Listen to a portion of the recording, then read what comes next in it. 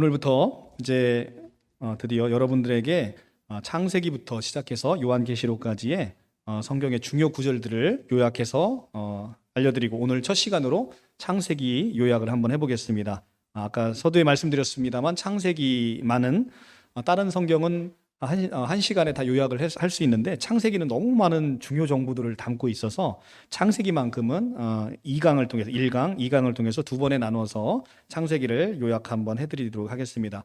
성경 전체 요약은 이미 여러분들에게 해드렸으니까 유튜브에서 참조하시면 되고요. 우리 창세기 1장 1절부터 한번 펴볼까요?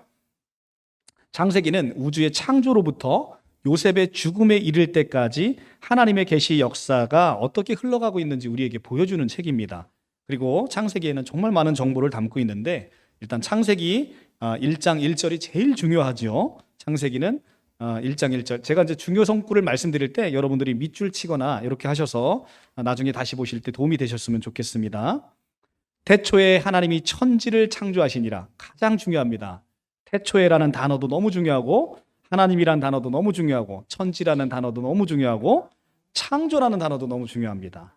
그런데 지금은 창세기 강의 시간이 아니어서 자세히 살피지는 못해요. 그런데 창세기 요점을 여러분들에게 쭉 말씀을 드리도록 하겠습니다.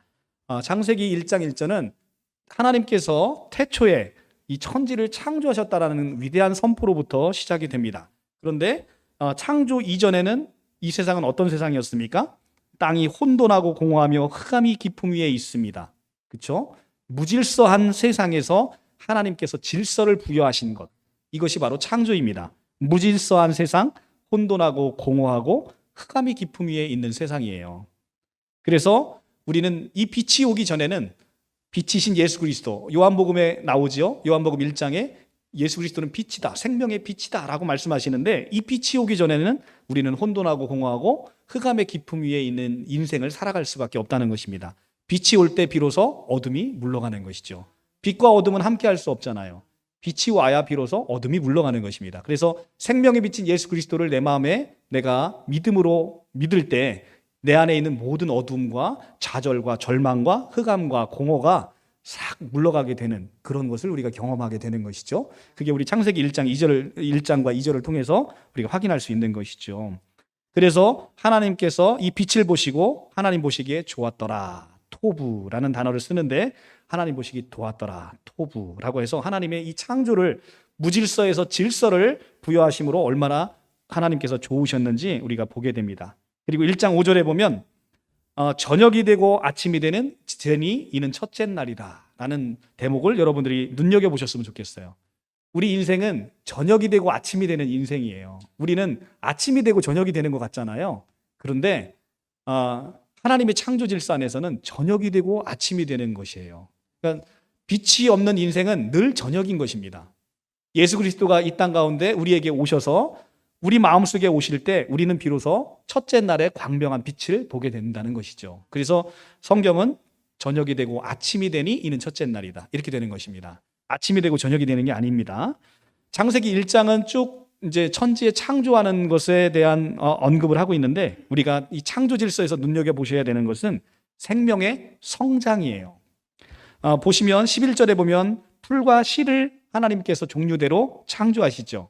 그리고 20절에 가면 물들의 생물, 그러니까 물고기를 창조하시고 궁창에 나는 새를 창조하십니다. 그리고 24절에 가면 가축과 짐승을 창조하십니다. 이것은 무엇을 이야기하고 있습니까? 생명이 성장되는 것이에요. 그리고 나서 마지막으로 무엇을 만듭니까? 만물의 영장이라는 인간을 만드시는 것이죠. 우리 생명은 내 안에 예수 그리스도가 태어나요. 이 예수 그리스도 태어난 채로 그대로 있으면 죽은 거예요. 우리는 이 생명이 자라나야 되는 것입니다. 어떤 사람은 예수 그리스도가 태어나서 아기인 채로 평생 살다가 간신히 개털모자 쓰고 구원받으시는 이런 성도님들이 계신다는 거예요. 근데 이것은 생명이 성장되지 않으면 어린 아기인 채로 계속해서 머물러 있는 거죠. 근데 생명이 성장이 되면 우리는 이 성장된 생명으로 말미암아 많은 사람들에게 내가 생명의 유익을 줄 수 있는 거거든요. 우리의 생명을 나눠줄 수 있는 겁니다. 생명이 성장이 돼야 생명을 나눠줄 수 있는 것이죠. 그래서 우리의 생명도 이렇게 창조의 생명처럼 성장되어지는 생명을 가지고 있다라는 것을 우리가 보게 됩니다. 창세기 1장 26절이 굉장히 중요한 성경 구절인데요. 오늘 봤던 성경 구절입니다. 하나님이 이르시되 우리의 형상을 따라 우리의 모양대로 우리가 사람을 만들고 라고 했을 때 오늘 오전의 설교는 방점이 어디에 찍혀 있습니까?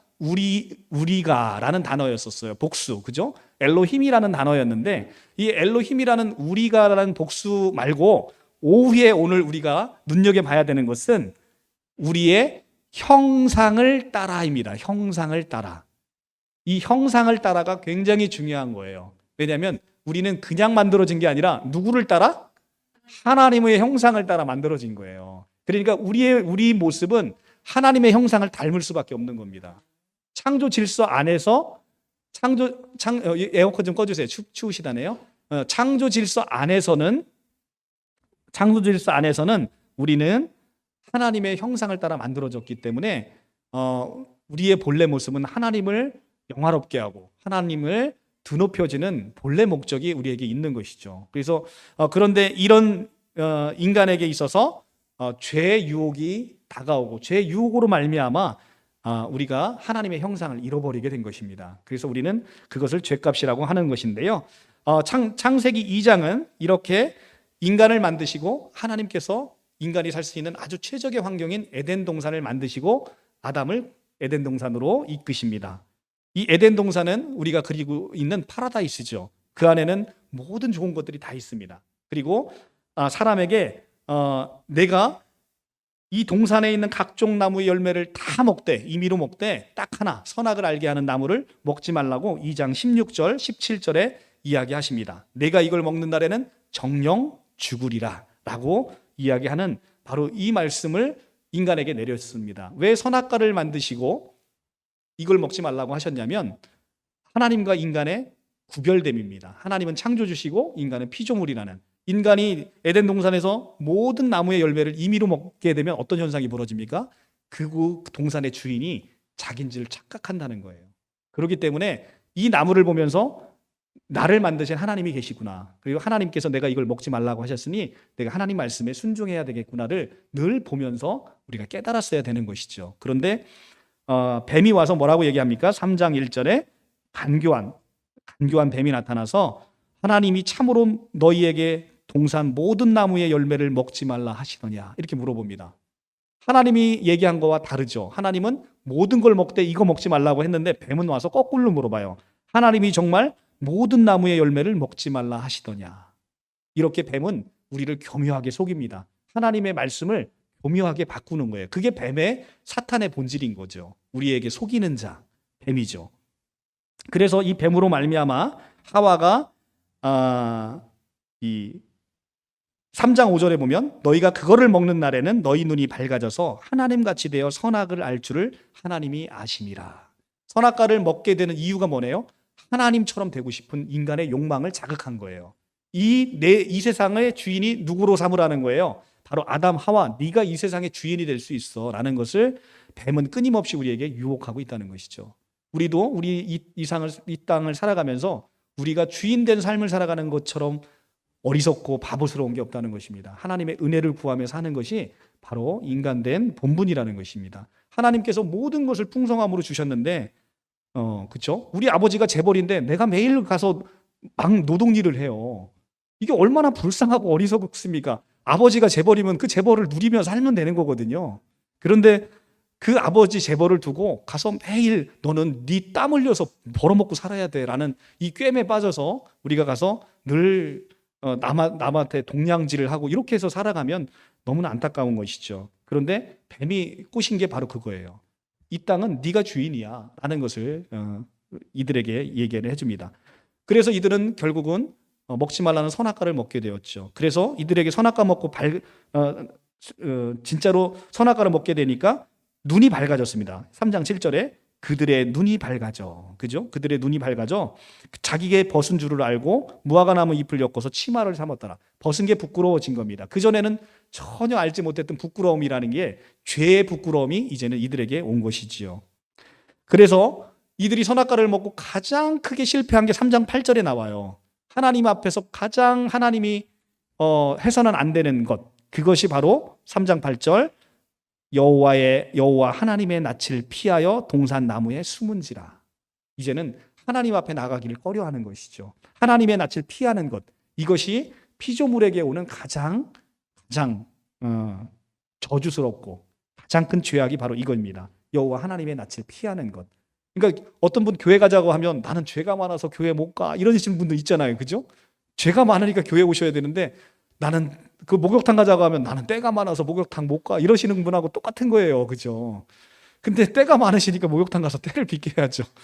예. 근데 우리가 이렇게 여호와의 낯을 피하는 죄의 본성은 하나님의 낯을 피하는 거예요. 그런데 여호와 하나님이 찾으시죠. 9절에 보면 여호와 하나님이 아담을 부르시며 내가 어디에 있느냐? 내가 어디에 있느냐? 이 내가 어디에 있느냐는 제가 이미 설교했습니다. 우리가 이 내가 어디에 있냐? 우리가 여호와 하나님이 하갈을 부를 때 하갈아 내가 어디 있느냐라고 부를 때 내가 어디에 있느냐라고 부르는 건 하나님이 정말로 너가 어디 있는지 몰라서 부르는 게 아니란 말이죠. 너의 위치가 지금 내가 무엇을 잘못하고 있는지 네가 지금 회개할 수 있는 부름을 부르는 단어, 그것이 바로 내가 어디에 라는 단어인 것이죠. 너 지금 내가 어디에 있느냐? 하나님이 이렇게 부르실 때는 내가 지금 잘못된 길을 가고 있어서 그 길에서 돌이키라는 말씀이신 거죠. 이렇게 여호와 하나님께서 우리 아담을 찾고 있는데 아담은 10절에 내가 동산에 하나님의 소리를 듣고 내가 벗었으므로 두려워하여 숨었나이다. 이것이 죄 지은 인간이 하나님께서 멀어지는 처음 사건인 것이죠. 그리고 바로 이렇게 하나님께서 11절에 누가 너의 벗었음을 내게 알렸으며 내가 너에게 먹지 말란 그 나무의 열매를 내가 먹었느냐라고 하나님께서 물어보십니다. 그때 인간이 한 것은 하나님에 대한 원망이었다는 것이죠. 먹은 건 지가 처먹고 원망은 하나님한테 하는 거예요. 보시면 12절에 아담이 이르되 하나님이 주셔서 나와 함께 하신 저 여자 하와가 그 나무 열매를 내가 주므로 내가 먹었나이다. 지금 누굴 원망하고 있는 거예요? 하와를 원망하는 것보다 하나님께서 주셔서 나와 함께한 저 여자. 그러니까 하나님이 만드셨잖아요, 저 여자를. 그러니까 나한테 주니까 하나님 잘못했네. 이 얘기를 하고 있는 겁니다. 그러니까 또 여호와 하나님이 여자 이제 하와에게 이르되 내가 어찌하여 이렇게 하였느냐라고 물어보니까 또 하와인 여자도 하나님 탓을 합니다. 이르되 뱀이 나를 꿰므로 내가 먹었나이다. 자, 뱀 탓을 하는 것 같잖아요. 언뜻 보면. 그런데 이 뱀은 누가 만든 거예요? 하나님이 만드셨잖아요. 그러니까 결국은 여자도 하나님 탓을 하는 거예요. 하나님께서 만드신 저 뱀, 저것 때문에 내가 이렇게 됐습니다. 하나님 잘못하신 거지요. 라고 인간의 이 죄성은 바로 하나님 원망, 하나님 탓을 하는 것이죠. 이 변명이 바로 인간의 죄의 속성이라는 것입니다. 그런데 이렇게 죄 지은 상황에서 성경에서 지금 창세기에서 가장 중요한 성경이라고 할 수 있는 3장 15절이 비로소 나옵니다. 이렇게 죄 지은 인간에게 구원의 역사의 메시지가 드디어 딱 나옵니다. 내가 너로 여자와 원수되게 하고 내 후손도 여자의 후손과 원수되게 하리니 여자의 후손은 내 머리를 상하게 할 것이요 너는 그의 발꿈치를 상하게 할 것이라 하시고, 여기서 내가 너로 할 때 너가 누굽니까? 바로 뱀이에요. 뱀, 사탄입니다. 내가 사탄 너와 여자와 원수가 되게 한다는 거예요. 이 여자라는, 성경에서 여자라는 것은 결국은 이스라엘 백성을 이야기하고 신약에 와서는 교회 공동체를 이야기하는 거예요. 그래서 여자와 원수되게 한다는 것은 이스라엘 백성, 내 백성과 너 사탄은 원수된다는 거죠. 그러니까 하나님의 백성은 사탄과 함께 할 수 있어요, 없어요? 없는 거예요. 사탄과 원수되는 사이니까. 그래서 여자의 후손이 내 머리를 밟아버리겠다. 내 머리를 상하게 한다는 거예요. 근데 이 여인의 후손이 누굽니까? 바로 이스라엘 왕 중의 왕으로 오신 예수 그리스도를 이야기하는 거죠. 예수 그리스도가 와서 사탄 내 머리를 박살을 낼 거야 라는 거죠. 근데 이 사건이 어디서 성취됩니까? 십자가에서 예수님이 십자가 지심으로 사탄의 머리를 박살내버리는 사건이 바로 십자가 사건에서 이루어지게 되는 것이죠. 이것은 십자가 사건을 지금 원시 복음으로 처음으로 예표하는 성경 구절인 것입니다. 그리고 바로 너는 그의 발꿈치를 상하게 한다는 것이 바로 육신으로 오신 예수 그리스도를 십자가에 못 박는 사건을 사탄이 그의 발꿈치를, 예수 그리스도의 발꿈치, 여인의 후손의 발꿈치를 상하게 할 거라는 것에 대한 예언을 담고 있습니다. 자, 이렇게 해서 인간의 죄를 지은 인간에게 하나님이 원시 복음을 주셔서 구원의 메시지를 처음 시작하십니다. 너무 놀라운 은혜죠.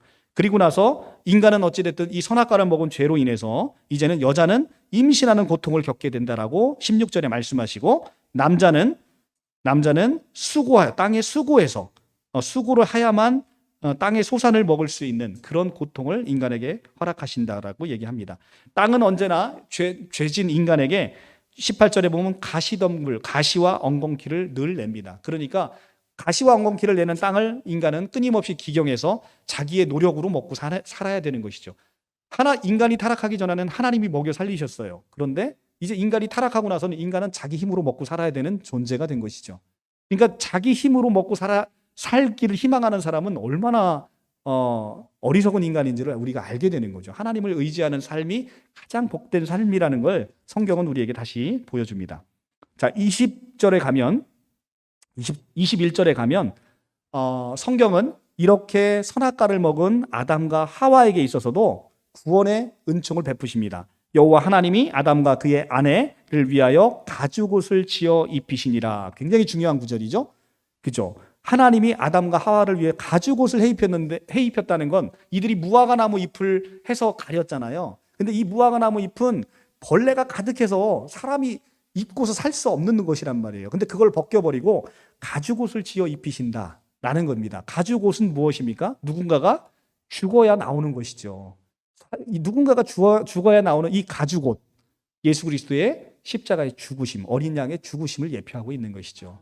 그로 말미암아 지어진 그 가죽옷을 입히신다라는 것은 그렇게 첫사람 아담도 하나님께서 구원하신 것이다 라는 것을 우리에게 보여주는 것이죠. 자, 우리 신천지 말대로 가죽옷을 해입혔다라니까 이들이 짐승과 하나 됐다, 이렇게 성경을 해석하는 것은 참으로 무식한 성경 해석이 아닐 수가 없습니다. 자, 그래서 이렇게 타락한 인간에게 있어서 에덴 동산에 쫓겨내십니다. 쫓겨내셔서 23절에 여호와 하나님이 에덴 동산에서 그들을 내보내서 이들을 쫓아냅니다. 24절, 그 사람들을 쫓아내고 에덴 동산의 동쪽에 구룹과 두루 도는 불칼을 두어 생명나무 길을 지키게 하시니라. 자, 이들이 생명나무에 접근하지 못하도록 이제는 그룹이라는 게 뭐냐면 천사예요. 천사 이름입니다. 천사들을 두어서 지키게 하는 거예요. 그런데 신약에 가면 지성소에 들어가기 전에 휘장이 있는데 이 휘장에 뭐가 그려져 있어요? 그룹들이 수놓아져 있잖아요. 그룹들이 수놓아져서, 그러니까 지성소 안에 들어가는 그 천에 그룹이 새겨져 있다는 것은 지금 구약 성경으로 보면 이 그룹들이 지키는 게 뭘 지키는 거예요? 생명나무를 지키잖아요. 그러니까 우리가 이 그룹들이 쳐져 있는 천막을 지나면 뭐가 있다는 겁니까? 바로 생명나무가 있다는 거예요. 생명나무가, 그런데 예수 그리스도가 십자가에 죽으실 때 이 휘장이 어떻게 돼요? 찢어졌다고 그러잖아요. 휘장이 찢어졌다. 휘장이 찢어지니까 이제는 생명나무를 지키는 이 그룹들이 이것을 열어줘서 우리가 생명나무의 길로 가서 그 생명나무 열매를 먹고 우리가 영생할 수 있는 길이 열리게 되는 게 바로 여기서 나오는 거예요. 그러니까 이 그룹과 이 레위기에 나타나는 그리고 그 레위기에 나타나는 성막에서의 그 휘장, 성소와 지성소를 나누는 그 휘장의 그룹은 바로 이 생명나무를 상징하는 것이고, 이 휘장의 찢겨짐으로 말미암아 우리가 생명나무의 길을 갈 수 있는 길이 열린다. 그러니까 예수께서 내가 길이요 진리요 생명이다 할 때 바로 이 길, 이것은 생명나무 길로 가는 길이죠. 그 휘장, 그것을 누가 지키고 있었어요? 그룹이 지키고 있었는데 이것이 십자가에서 찢겨졌다라는 것이죠. 마태복음에 있는 말씀이죠. 그래서 우리는 생명나무 길을 가게 되는 것이다. 자, 창세기 4장에는 인류 첫 살인이 나와요. 가인과 아벨이 나오는데 하나님께서 아벨의 제사는 기뻐 받으셨죠. 그런데 가인의 제사는 받으시지 않으셨어요. 그러니까 가인이 분개해서 그 동생 아벨을 죽입니다. 인류 처음에 살인이 나타나는 것이죠. 이것은 무고한 자 아벨의 죽음을 통해서 무고한 자 예수 그리스도께서 십자가에서 희생되실 것을 우리에게 보여주게 되는 것이죠. 가인이 이렇게 이 가인이 아벨을 죽이고 나서 에덴 동쪽에서 이제는 쫓겨나서 이제 에덴 동쪽 놋 땅에 거주를 하면서 제일 먼저 한 일이 뭐냐면 성을 쌓는 일입니다. 17절에 가면 아내와 동침함에 그가 임신하여 에녹을 낳은지라 가인이 성을 쌓고. 가인이 성을 쌓습니다. 왜 성을 쌓아요? 두려운 거예요. 하나님에게 쫓겨난 인간은 늘 두려움 속에서 살게 됩니다. 그러니까 자꾸 자신의 성을 쌓습니다. 성을 쌓아야만 안전해지잖아요. 그런데 이 성을, 가인이 쌓는 성을 지금 우리는 뭘로 쌓습니까? 돈, 권력, 명예로 쌓습니다. 그래야 세상에서 나를 업신여기지 못하고 나를 지킬 수 있다라고 생각하는 것. 이것이 바로 세상에서 인간들이 가인과 같이 성을 쌓는 방법인 거예요. 그러니까 하나님을 가까이 하고 하나님을 섬기는 사람이 아닌 사람은 늘 뭘 추구하게 돼 있는 거예요? 이 성을 추구하게 되는 거죠. 돈과 권력과 명예. 이것이 나를 지켜줄 것이다. 우리 그런 얘기 흔히 많이 듣잖아요. 아유, 늙어서 돈이 있어야 대우받아. 이런 얘기 노인 어르신들 많이 하시잖아요. 그죠? 이 얘기가 바로 그 얘기예요. 그것이 나를 지켜줄 것이다 라고 생각하는 것이죠. 네, 그런데 실제 우리를 지키시는 분은 누굽니까? 여호와 하나님이신 거죠. 자, 그래서 이제 이렇게 성경이 첫 살인을 이야기한 다음에 그 다음에 이제 람에게 이야기를 넘어서 이제 25절에 드디어 셋의 이야기가 나옵니다. 셋은 하나, 둘, 셋이 아니라 이름이 셋이에요. 이 아담이 낳은 아들의 이름이 셋인데 이 셋이 아들을 낳아 그 이름을 에노스라 합니다. 26절에 4장 26절에 에노스라 하였는데 그때 사람들이 비로소 여호와의 이름을 불렀더라. 자, 에노스가 무슨 뜻입니까? 죽을 수밖에 없는 인간이라는 뜻이에요. 그러니까 사람들이 비로소 에노스임을 깨달을 때, 내가 죽을 수밖에 없는 인간임을 깨달을 때 그때에 비로소 여호와의 이름을 불렀더라. 여호와를 찾게 된다는 거죠. 왜냐하면 나의 유한함을 깨달을 때, 나의 무능함을 깨달을 때, 내가 아무리 많이 성을 쌓아도 내가 하나님 없이는 죽을 수밖에 없는 인간임을 깨닫는 에노스임을 깨달을 때 비로소 인간은 여호와의 이름을 부르게 된다는 거죠. 하나님 나 좀 도와주세요. 나 죽게 돼서 나 좀 살려주세요 라고 이야기할 수 있는 것이 바로 인간 스스로가 에노스임을 깨달을 때 가능하다는 것입니다. 자, 그래서 이렇게 셋이 에노스를 낳고 아담의 계보가 쭉 나옵니다. 아담의 계보 중에 우리가 눈여겨봐야 될 것은 우리가 이 아담의 계보 안에서 항상 보게 되면 누가 누구를 낳고 몇 살에 죽었더라. 누가 누구를 몇 살에 낳고 죽었더라. 이렇게 나오는 거예요. 그런데 신약 성경에 가면 이 족보가 바뀝니다. 그죠? 자, 우리 보십시다. 마태복음에 보시면 누가 누구를 낳고 마태복음 1장에 가면 1장에 계보가 나와요. 1장 계보와 5장 계보를 비교해 보시면 너무 다릅니다. 5장 계보는 누가 누구를 낳고 얼마간 살다가 죽었더라가 나와요. 그런데 마태복음은 누가 누굴 낳고 생명의 탄생을 이야기한다는 것이죠. 구약의 아담 아래서 첫사람 아담 아래서는 모든 사람이 죽는 거예요. 그런데 마지막 아담인 예수 그리스도께서 아담을 끝내버리고 새 아담이 되셨잖아요. 새 아담 아래서는 모든 사람이 생명을 얻는다라는 것이죠. 그러니까 구약은 죽고 신약은 사는 거예요. 이해가시죠? 그리고 아담의 족보 중에 가장 오래 산 사람이 여러분들 눈에 확 들어오죠. 무두셀라 22절에 무두셀라가 969세를 살게 되는 거죠. 그래서 969살을 살은 이 무두셀라처럼 오래 사는 게 중요한 게 아니라 이 아담의 계보 중에 가장 중요한 가장 오래 살은 무두셀라가 몇 살을 못 살아요? 1000살을 못 살아요. 1000살. 그러니까 1000살을 못 산다는 게 굉장히 중요한 건데 이건 뭐냐면 1000살을 못 산다라고 하는 것은 아까 선악과를 먹으면 정령 죽으리라 그랬잖아요. 그런데 무드셀라가 무려 969살을 살아요. 그러면 야 엄청 오래 사는 거 아니야? 뭐 정령 죽으리라 그랬는데 거의 1000년을 살아가면 엄청 오래 산 거 아닙니까? 근데 하나님의 날은 1000년이 하루 같고 하루가 1000년 같으니까 하나님의 시간 안에서는 며칠을 못 사는 거예요? 하루를 못 사는 거예요. 그게 중요하다는 거죠.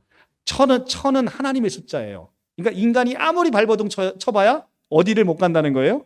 하나님의 그 숫자를 채우지 못한다는 것이죠. 하루를 채우지 못하고 인간은 일장춘몽으로 그렇게 사라진다는 것이죠. 하나님 없이 사는 삶이 이렇게 어리석은 삶이라는 것입니다. 자, 그래서 인간은 아담의 계보 아래서, 타락한 아담 아래서 계속해서 죄를 짓습니다. 그래서 죄악이 번성해요.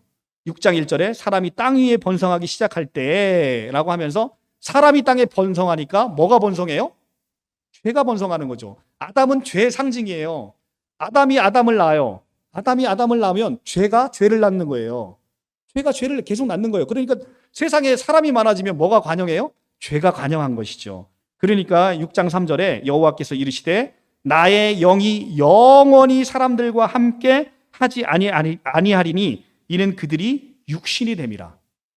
하나님이 영이, 원래 인간은 하나님의 영이 함께 했는데 여호와께서 이르시되 나의 영이 영원히 사람들과 함께 하지 않으니까, 하나님의 영이 함께 하지 않는 그 사람을 뭐라고 부른다고?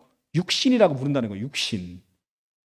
그런데 그러니까 하나님의 영이 함께 하지 않음으로 말미암아 이제는 인간은 짐승과 다를 바가 없는 거죠. 하나님의 영이 떠나버렸으니까. 하나님의, 인간이 동물하고 다른 게 뭐래요? 하나님의 숨이 있느냐 없느냐의 차이인 거잖아요. 하나님의 숨, 하나님의 영이 함께 하는 인간이, 하나님의 영이 떠나셨으니까 이제는 짐승만도 못한 인간이 돼버린 것이죠.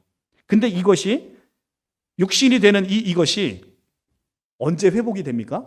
바로 로마서 8장에서 회복이 됩니다. 놀랍죠? 한번 손가락 끼고 로마서 갔다 와 볼까요? 로마서 8장 9절입니다.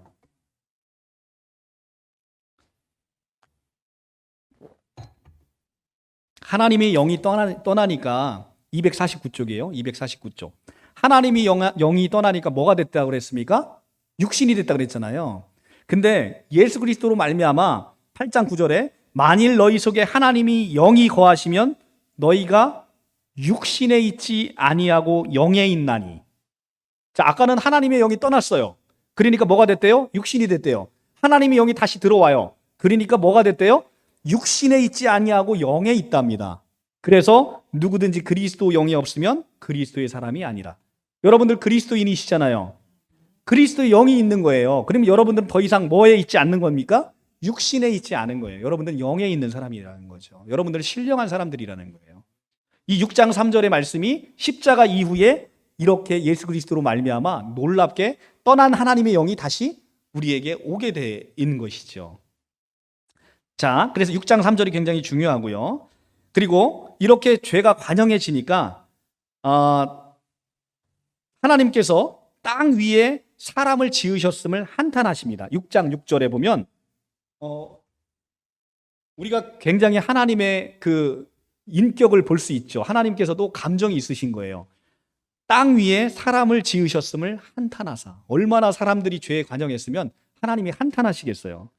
한탄하셨고 이제 한탄하셔서 공중에 나는 이 7절에 가면 이르시되 내가 창조한 사람을 내가 지면에서 쓸어버리되 사람으로부터 가축과 기는 것과 공중의 새까지 다 쓸어버리겠다라고 하나님이 노아의 홍수 사건으로 이야기를 하시는 것이죠. 자, 그래서 이 노아의 홍수를 통해서 이렇게 하나님께서 다 쓸어버릴 것을 이야기하시고 노아와 노아의 8 식구만을 구합니다. 그래서 8절에 가면 다 쓸어버릴 걸 예고하시고 그러나 노아는 여호와께 은혜를 입었더라 라고 얘기합니다.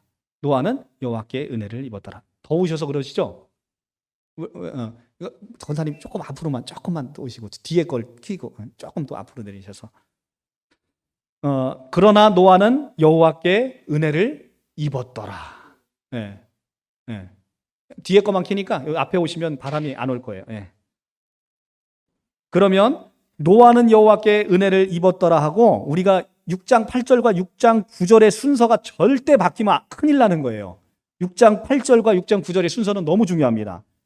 이것이 노아의 족본이라 노아는 의인이요 당대의 완전한 자라. 자, 우리는 가끔 이렇게 생각해요. 노아가 의인이고 당대의 완전한 자였기 때문에 여호와께 은혜를 입었더라 이렇게 생각해요. 그렇지 않습니까? 여러분들은 내가 의인이고 내가 하나님한테 좀 잘했으니까 하나님이 나를 이뻐하시겠지 이렇게 생각하는 게 인간의 본성이잖아요. 근데 성경은 그렇게 이야기하고 있지 않다는 거죠. 노아는 여호와께 은혜를 입었더라. 그리고 나서 노아가 의인이요 당대의 완전한 자라라는 이야기를 하고 있습니다. 이 순서가 바뀌면 믿음의 역전이 생겨서 여러분들이 불행해진다는 거예요. 그래서 우리가 먼저 추구할 것은 내가 의롭고 내가 완전한 자를 추구하는 게 아니라 내가 먼저 하나님의 은혜를 추구해야 되는 것이죠. 하나님의 은혜를 추구하면 나는 의인이 되고 나는 완전한 자가 되어 가는 거예요. 그래서 우리는 이 믿음의 이 구원의 서정에서 우리에게 믿음이 먼저, 우리가 은혜에 의해서 믿음이 있고 믿음 후에 우리 성화되어지는 과정이 있게 되는 것이죠. 이 순서가 바뀌면 큰일 납니다.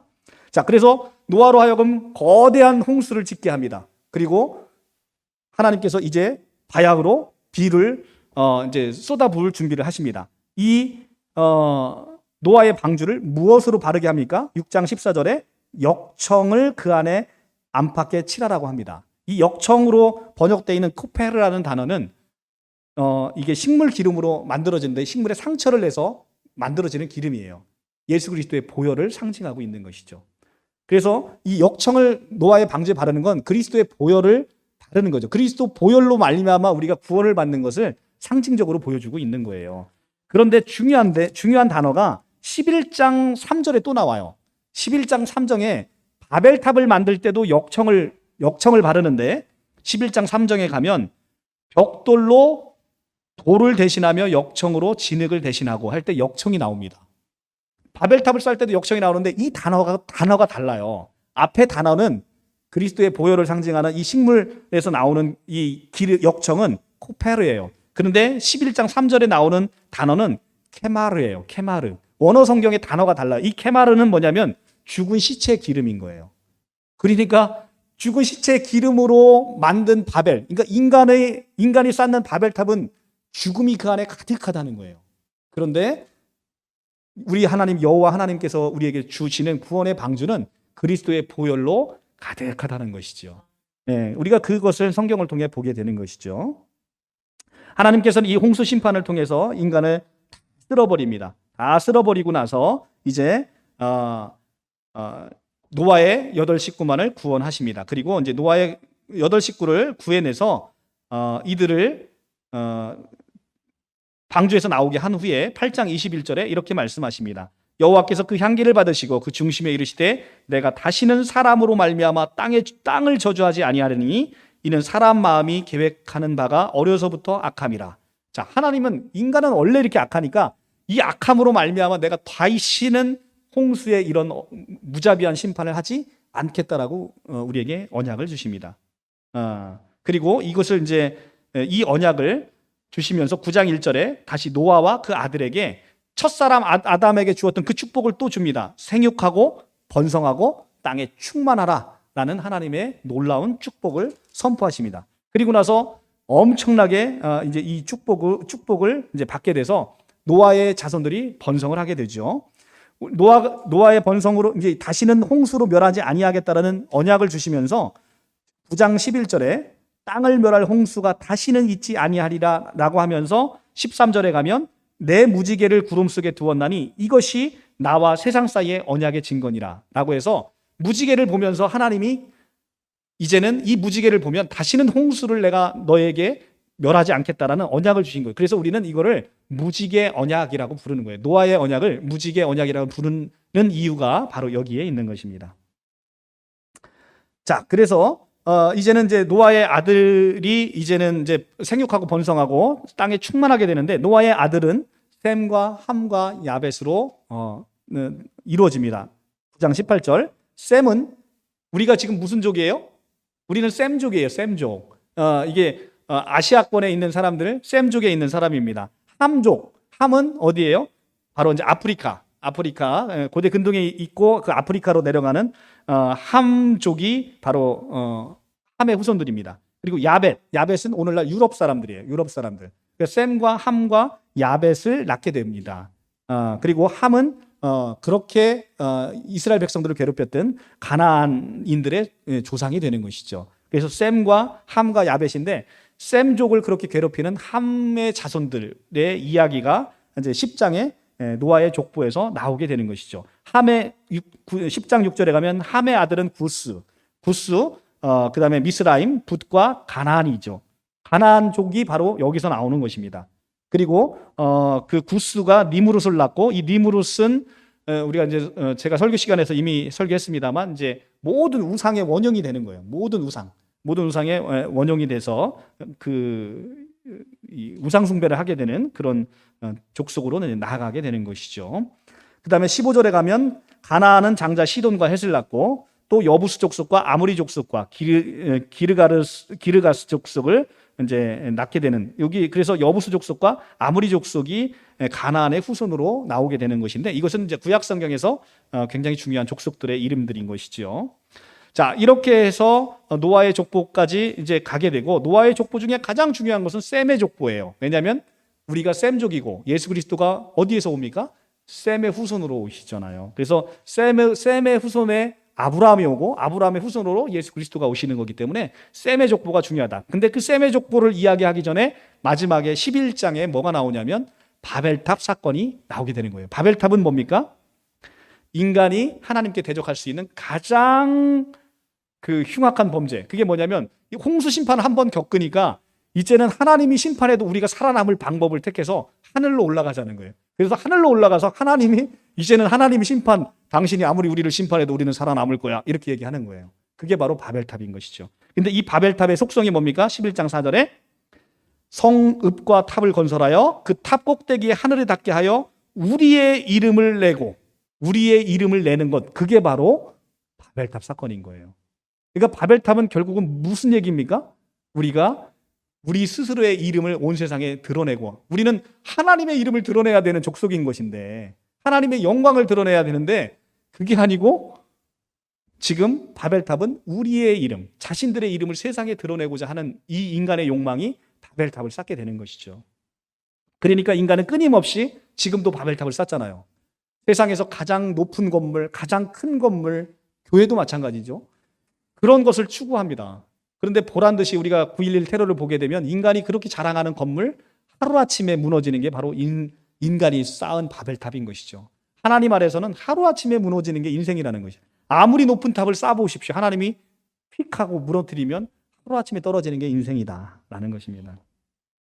자, 그 다음에 10절부터 이제 드디어 셈의 족보가 나오죠. 셈의 족보가 나오면서 아브라함의 아버지 26절에 데라의 족보 이야기가 나옵니다.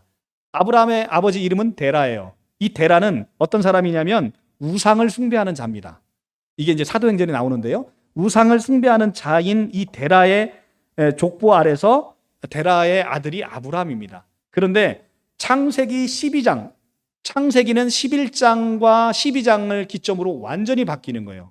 창세기 11장까지는 인간의 타락의 역사.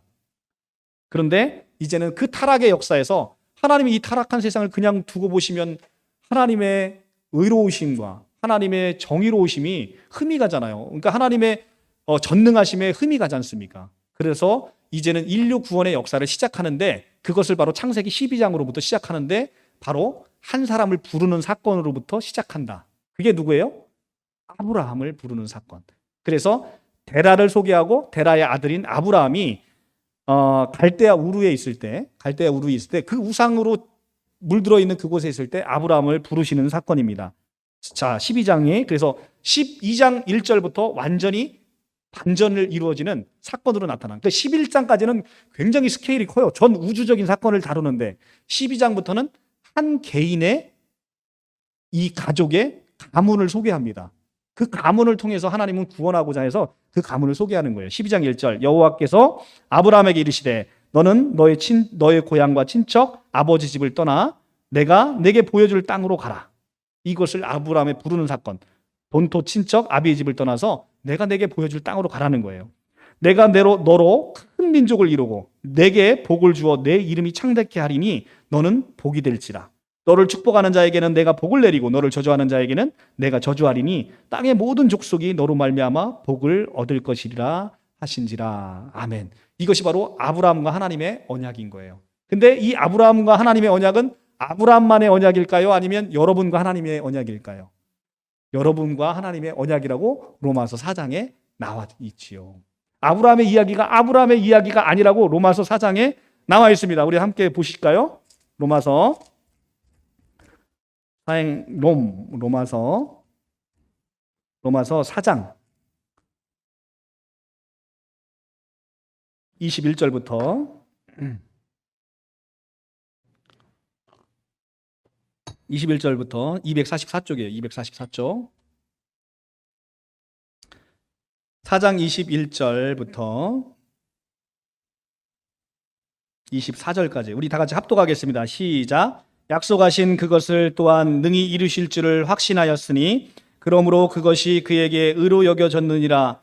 그에게 의로 여겨졌다 기록한 것은 아브라함만을 위한 것이 아니요 의로 여기심을 받을 우리도 위함이니 곧 예수 우리 주를 죽은 자 가운데서 살리신 이를 믿는 자니라. 아멘.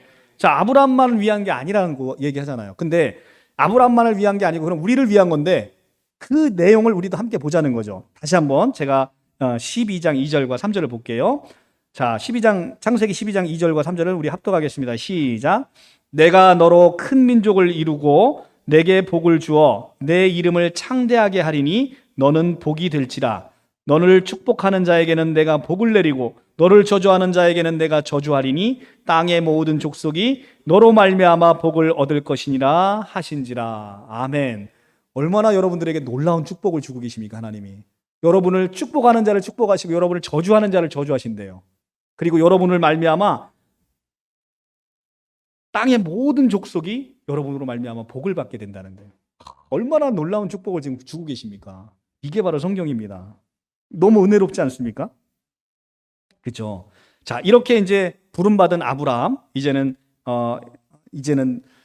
이제 탄탄대로가 열릴 것이라고 생각했는데 웬걸 그게 아닙니다. 이제 11장부터 이제 아브라함이 하나님의 말씀을 듣고 떠났는데 그 땅에 기근이 들어서 애굽으로 내려가요. 애굽으로 내려가는데 자기의 부인 사레가 아름다운지라 이 아내를 내 아내라고 하면 자기를 죽이고 이 아내를 탈취할 것 같으니까 아내를 누이라고 속입니다. 근데 2번이나 그 일을 해요. 그러니까 사실 자기 아내를 팔아먹는 거예요. 자기 아내를 누이라고 속여서 자기 아내를 팔고 자기가 살려고 하는 거예요. 믿음의 조상이라는 작자가 정말로 너무나 한심하잖아요. 그죠? 그러니까 지금부터 나오는 이 아브라함의 가족의 족보를 세상의 도덕적인 관점에서 보면 전혀 이해가 안 가요. 그러니까 성경을 지금 창세기 12장부터는 도덕적인 관점에서 보시면 세상이 정말 이해가 안 가요. 막 유다가 며느리 다말하고 다말을 통해서 그 며느리를 통해서 자식을 낳고 막 이게 도덕적인 관점에서 도대체 이해가 안 되는 내용들이 수두룩하단 말이에요. 이제 그렇게 보시면 안 되는 것이고요. 그럼에도 불구하고 이 아브라함은 아브라함 믿음의 조상이라고 하는 아브라함조차도 인간의 본성에서 나오는 이 악함과 두려움과 이 아담의 죄성으로 나오는 것이 얼마나 큰지를 우리가 보게 되는 거예요. 그럼에도 불구하고 이 사레 그리고 그 다음에 리브가 이 이삭의 부인 리브가를 누이라고 아들 이삭이 아버지의 그 죄를 똑같이 닮아요. 그러니까 이삭도 아버지를 따라서 자기 와이프 리브가를 누이라고 속입니다. 자기가 살기 위해서. 그래서 자기 아내가 다른 남자한테 봉변을 당할 뻔합니다. 그런데 하나님께서 그것을 다 이들을 지켜주시고 그들을 범하려고 하는 자들을 다 징계합니다. 창세기는 뭘 보여주는 거냐? 내 백성을 건드리는 자들은 다 죽어. 라는 하나님이 자기 백성을 사랑하심이 계속 나타나는 거예요. 그러니까 하나님이 내 편인 게 얼마나 든든한지를 성경은 계속 보여주고 있는 거죠. 자, 보시면 12장 13절 원컨대 그대는 나의 누이라 하라. 그러면 내가 그대로 말미암아 안전하고 내 목숨을 그대로 말미암아 보존되리라 하니라. 자, 이렇게 그러면 사실은 이 얘기를 들으면 사례가 뭐를 해야 돼요? 아브라함의 귓보라지를 딱 때려야 되는데 지금 그 짓을 한 번만 하는 게 아니고 한 번 더 해요. 한 번 더 합니다. 근데 이삭은 그래도 아버지보다 나아요. 한 번밖에 안 합니다. 그게 그대로 성경에 나옵니다. 자, 그래서 이제 아브라함이 이렇게 그 아브라함의 일정을 보여주고 13장에 아브라함과 롯이 같이 있는데 하나님께서 생육하고 번성하고 충만한 복을 주심으로 이제는 땅이 비좁아서 살 수가 없어요. 그래서 아브라함과 롯이 서로 떨어져 사는데 13장 9절에 그 유명한 아브라함의 양보, 아브라함의 조카 롯을 위해서 양보하는 그 유명한 구절이 나와요. 19장 9절. 내가 좌하면 나는 우하겠고 내가 우하면 나는 좌하리라. 나는 그 구절. 자, 13장 9절. 내 앞에 온 땅이 있지 아니하냐. 나를 떠나가라. 내가 좌하면 나는 우하겠고 내가 우하면 나는 좌하리라. 나는 그 유명한 말이 나오죠. 그래서 아브라함은 롯에게 선택권을 줍니다. 그래서 롯이 좌하면 나는 우하고 네가 우하면 나는 좌하겠다. 라는 아름다운 그 미덕을 보여주고 있죠. 그런데 하나님께서는 어찌됐든 이 아브라함이 어떤 선택을 하든 아브라함을 축복하시죠. 왜냐하면 12장 2절 3절에서 이미 아브라함에게 축복하시겠다라고 언약하셨잖아요. 언약의 신실하신 하나님, 이 헤세드의 하나님, 구약에서 제일 중요한 단어 뭐라고 그랬어요? 헤세드. 헤세드, 하나님의 신실하신 하나님의 이 언약은 절대로 없어질 수 없기 때문에 하나님께서는 이렇게 아브라함을 축복하십니다. 자, 그래서 아브라함이 롯에게 양보하고 이제 본인은 본인의 땅을 이제 하는데 거기서도 모든 땅을 이제 롯이 아브라함을 떠나서 아브라함 14절에 보면 여호와께서 아브라함에게 이르시되 아브라함에게 보이는 모든 땅을 내 자손에게 영원히 주리라 하고 13장 15절에서 땅에 관한 언약도 하십니다. 그래서 보이는 모든 땅을 주시고 내가 내 자손이 땅의 티끌같이 하고 사람의 땅의 티끌을 능히 셀 수 있을진데 내 자손도 이렇게 엄청나게 많은 숫자로 보여주겠다라고 얘기를 합니다. 그런데 갈라디아서 3장 16절에 가면 사도 바울이 이 말씀을 다시 풀어줘요. 이 말씀이 아브라함에게 하신 이 약속, 하늘의 별 같고 바다의 모래같이 많게 해주겠다라는 이 약속은 네 혈육의 자손을 이야기하는 게 아니라 예수 그리스도로 말미암아 새롭게 태어나는 영적 이스라엘 백성들을 이야기한다. 그러니까 세상에 예수 믿는 사람들이 엄청나게 많아질 것이라는 것이 사도 바울이 이 창세기에서 아브라함에게 주신 언약의 말씀을 재해석해 주죠. 그래서 우리는 이 말씀을 통해서 물론 이들은 육신의 충만한 복도 받아요. 자손들이 많이 번성하죠. 그런데 궁극적으로 하나님이 약속한 것은 그 혈육의 번성을 이야기한 게 아니라 영적 이스라엘인 예수 믿는 사람들, 그 사람들의 충만한 복을 하나님이 약속하신 것이죠. 그래서 이들은 이스라엘 백성들이지만 이제는 영적인 새 이스라엘 백성들에게 하나님은 관심을 갖고 계신다라는 것입니다. 자, 이렇게 해서 창세기 13장에서 14장까지 쭉 넘어가고요. 그리고 아브라함이 이제 롯을 구하기 위해서 318명의 용사와 함께 롯을 구출하는 장면이 나오고요. 그리고 돌아올 때 멜기세덱을 만나서 멜기세덱에게 11조를 주는 장면이 14장까지 나옵니다. 자, 15장에 굉장히 중요한 이제 또 언약이 또 나오는데 우리가 성경을 구약, 신약으로 나누는 이유가 뭡니까? 언약이기 때문에 그래요. 언약이 중요한 거예요. 언약을 빼고는 성경엔 아무것도 없는 겁니다. 그런데 15장 2절부터 다시 이제 하나님께서 내 상속자를 주겠다라는 언약을 주십니다.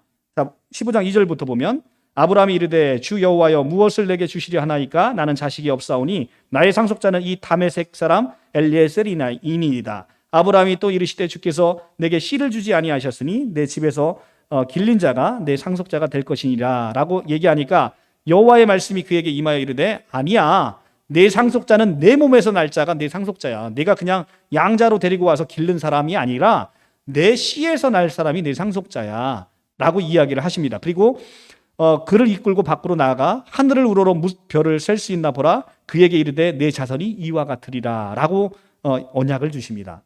그래서 15장 6절에 정말 중요한 성경 구절인데요, 아브라함이 여호와를 믿으니 여호와께서 이를 그의 의로 여기신다.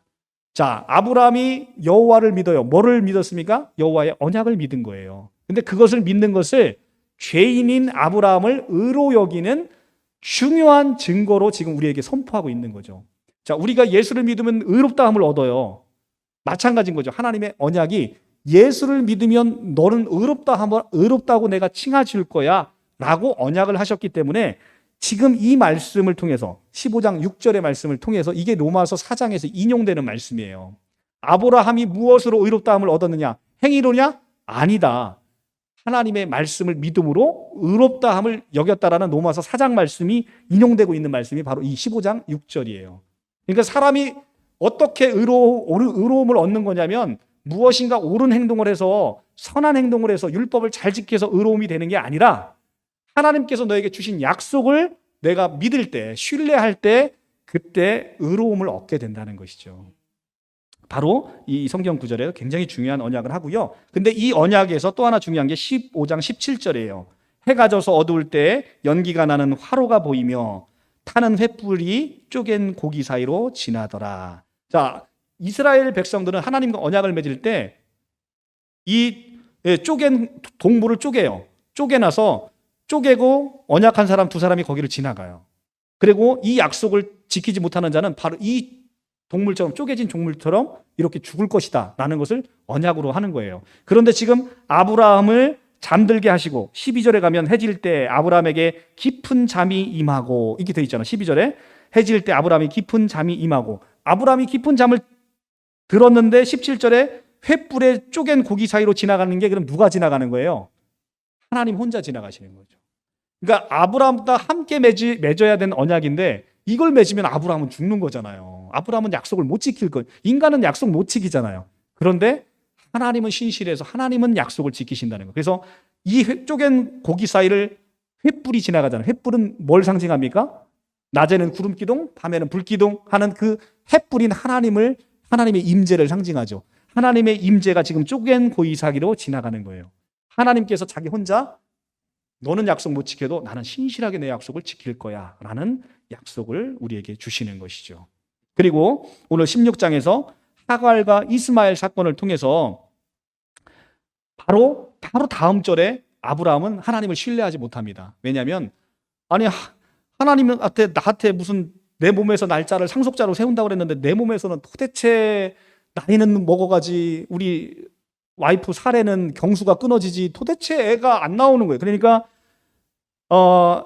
사례가 이제 얘기를 하죠. 한 내종 하갈이 있는데 이 하갈을 취해서 그로 말미암아 당신 몸에서 아들을 얻어라라는 사라가 말을 건네죠. 그래서 사례의 말을 들어요. 이런 말은 남자들 잘 듣잖아요. 그러니까 하갈을 딱 취해서 아들을 낳습니다. 그게 바로 누구예요? 이스마엘이죠. 자기의 하나님의 언약을 기다리지 못하고 자기의 노력으로 상속자를 얻고자 하는 것입니다. 마치 자기의 노력으로 의로움을 얻고자 하는 인간의 모습과 동일한 것을 보여주는 거죠. 근데 그것이 옳다 옳지 않다? 옳지 않다는 거예요. 하나님의 언약을 신뢰하게 되면 얻을 수 있는 것인데 그래서 이스마엘을 낳게 됨으로 말미암아 지금도 아랍 쪽과 이스라엘 민족과의 끊임없는 전쟁이 지금도 그 불행한 역사가 시작되잖아요. 그죠? 이것이 바로 이스마엘을 낳는 사건이죠. 16절에 가면 아브라함이 이스마엘을 낳을 때 아브라함이 86세였더라. 그런데 17장에 가니까 아브라함이 99세에 여호와께서 아브라함에게 나타나십니다. 그러니까 86세에 이스마엘을 낳고 하나님의 언약을 신뢰하지 못한 아브라함에게 하나님이 몇 년 동안 삐져 계신 거예요. 13년 동안 삐져 계신 거예요. 그러다가 하나님께서 99세에 나타나셔서 너는 내 앞에서 행하여 완전하라 라고 하나님 말씀을 시작하시면서 아브라함 이 죄의 언약을 온전히 신뢰하지 못한 아브라함에게 놀라운 축복을 다시 한번 주십니다. 4절에 가면 보라 내 언약이 너와 함께 있으니 너는 여러 민족의 아버지가 될지라. 중요한 단어입니다. 내 언약이 너와 함께 있으니 하나님의 횃불 언약이 내가 일방적으로 맺은 언약이지만 내 언약이 너와 함께 있으니 내가 민족의 아버지가 될 거라라고 얘기하는 거예요. 얼마나 놀랍습니까? 우리는 늘 죄 짓는 것밖에 하는 게 없어요. 그런데 하나님의 언약이 지금 누구와 함께 있어요? 여러분들하고 함께 있는 거예요. 그러니까 여러분들로 말미암아 모든 민족이 복을 얻는 그 축복이 여러분에게 있는 겁니다. 그리고 이제 후로는 내 이름을 아브라함이라 하지 아니하고 아브라함이라고 하리니 이는 내가 너를 여러 민족의 아버지가 되게 할 것이라. 자, 아브라함은 그동안 아브람은 무슨 뜻이냐면 높은 이의 아버지예요. 그런데 아브라함은 열방의 아버지예요. 그러니까 모든 민족의 아버지가 되겠다는 믿음의 조상으로 아브라함을 세워주십니다. 그리고 아브라함에게 할례를 하도록 명하시는 것이죠.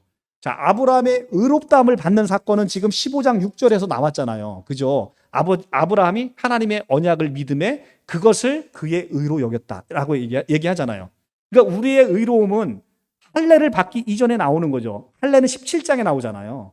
지금 나오잖아요. 그죠? 근데 할례라는 건 뭡니까? 우리의 그 표징을 이야기하는 것이죠. 그러니까 우리가 무엇인가를 해서 의로움을 받는 게 아니라 의로움을 받은 다음에 의로운 행위가 나오게 되는 것이죠. 그래서 이제 우리는 할례를 받게 되는 것이고, 이 할례를 통해서 하나님의 백성임을 우리가 보게 되는 것이죠. 우리 안에 믿음이 있음으로 나오는 착한 행실, 그로 말미암아 하나님께 영광이 되어지는 그 착한 행실로 말미암아 사람들은 우리에게 뭘 보는 거예요? 저 안에 예수 그리스도를 보게 되는 것이죠. 예. 우리는 이제 그 순서를 꼭 유념하셔야 된다라는 것입니다. 자, 오늘은 여기 18장까지만 보도록 하겠습니다. 18장. 자, 그래서 아브라함이 이제는 내가 하갈을 통해서 이스마엘을 낳는데 그도 내 상속자가 아니라고 하시는 거예요. 그래서 그러면 아브라함이 다시 또 애를 낳을 것인데 18장 11절에 가면 이렇게 얘기를 합니다. 10절에 가면 그가 이르시되 내년 이맘때 내가 반드시 내게 돌아오리니 내 아내 사라에게 아들이 있으리라 하시니 사라가 그 뒤 장막문에서 들었더라. 아브라함과 사라는 나이가 많고 늙었고 사라에게는 여성의 생리가 끊어졌는지라. 사라가 속으로 웃고 이르되 내가 노쇠하였고 내 주인 늙었는데 내게 무슨 즐거움이 있으리요. 여호와께서 아브라함에게 이르시되 사라가 왜 웃으며 이르기를 내가 늙었거늘 어떻게 아들을 낳으리요 하느냐. 여호와께서 능하지 못한 일이 있겠느냐. 기한이 이를 때 내가 내게로 돌아오리니 사라에게 아들이 있으리라. 사라가 두려워 부인하여 이르되 내가 웃지 아니하였나이다. 이르시되 아니라 내가 웃었느니라. 그러니까 무슨 얘기냐면, 자, 사라가 듣고서 웃었어요. 하나님 얘기하니까 비웃은 거죠. 그런데 내가 무슨 지금 이 나이에, 하나님 그건 말도 안 되는 얘기예요. 그랬더니 하나님 뭐라고 얘기하십니까? 내가 능치 못한 일이 있겠느냐. 그래서 사라, 내가 지금 나 비웃었냐? 그러니까 아니요, 저 안 웃었는데요. 그러니까 또 웃었어. 지금 얘기하시면서 하나님이 지금 이렇게 얘기하시는 거예요. 하나님의 능치 못하심, 하나님의 전능하심을 믿지 못하는, 그죠? 하나님의 전능하심을 믿지 못하는 인간의 어리석음을 보게 되는 것이죠. 그런데 실제 이제 우리는 창세기 21장에 가면 사라가 이삭을 낳는 언약이 성취되는 걸 우리가 보게 되는 거죠. 아브라함이 사라를 통해서 이삭을 낳는 때 그의 나이가 몇 살이에요? 100세예요. 100세. 왜 아브라함을 이삭을 100세에 낳게 했느냐? 100이라는 숫자. 왜 100일까요? 하나님의 언약의 충만함이 이루어지는 때, 하나님의 때인 거죠. 100세는 하나님의 시간. 그죠? 바로 카이로스의 시간. 그러니까 인간은 인간의 때를 기다리잖아요. 그런데 하나님은 하나님의 때에 그거 언약을 성취시켜 주는 거죠. 그것을 우리는 카이로스의 시간이라고 하는 것인데, 이 100세라는 건 바로 하나님의 때가 충만하게 찼다라는 이야기를 하는 거예요. 나의 때와 하나님의 때는 왜 이렇게 안 맞아? 그렇죠? 하나님은 우리의 로또예요. 안 맞아. 우리가 로또 사면 안 맞잖아요. 그죠?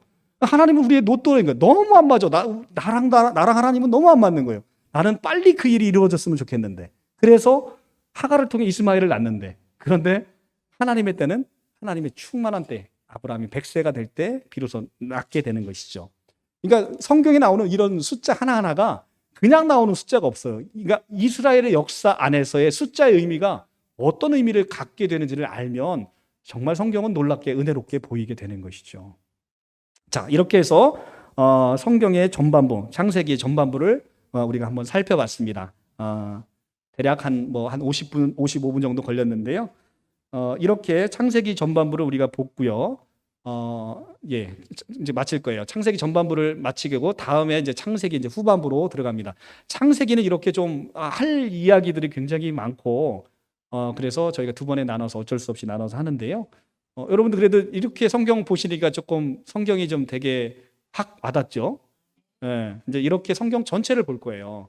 성경 전체를 볼 건데, 이제 중요하지 않은 이제 성경 본문들은 이제 많이 건너뛰어야 되겠죠. 그런데 이렇게 성경을 보시게 되면 여러분들이 성경이 이야기하는 바가 전체가 무엇인지를 이제 와닿게 되고요. 얼마나 하나님께서 신실하시고 그리고 계속 인간은 끊임없이 하나님을 거역하는지, 그럼에도 불구하고 하나님은 어떻게 그 인간을 사랑하셔서 계속 은혜를 베푸시고 구원을 베푸시는지, 이제 계속 그 얘기가 이제 나오게 됩니다. 여러분들 하여튼 그 은혜 가운데 이렇게 초대되셨으니까 많이 은혜 누리시기 바랍니다. 네.